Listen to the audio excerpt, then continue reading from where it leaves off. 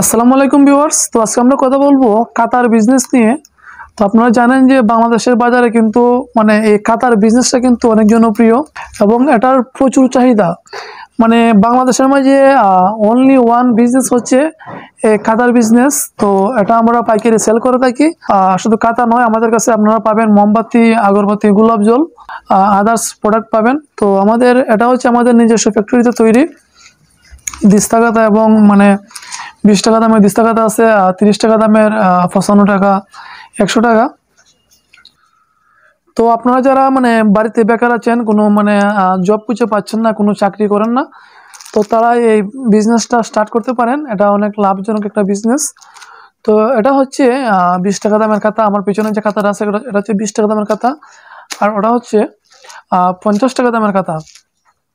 তো 20 টাকা দামের যে খাতাটা আছে সেটা হচ্ছে আমাদের কাছে যে পাইকারি রেট সেটা হচ্ছে 150 টাকা ডর্জন। আর 50 টাকা দামের যে খাতাটা এটার পাইকারি আমাদের যে সেল হচ্ছে 420 টাকা।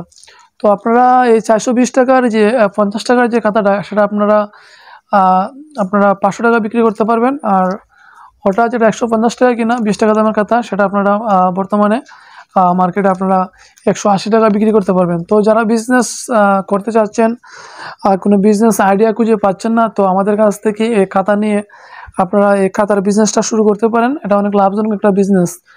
তো যাদের অল্প পুঁজি কোনো বেশি টাকা পয়সা নেই, তো তারা এই বিজনেসটা স্টার্ট করতে পারেন। এটা অনেক লাভজনক একটা বিজনেস।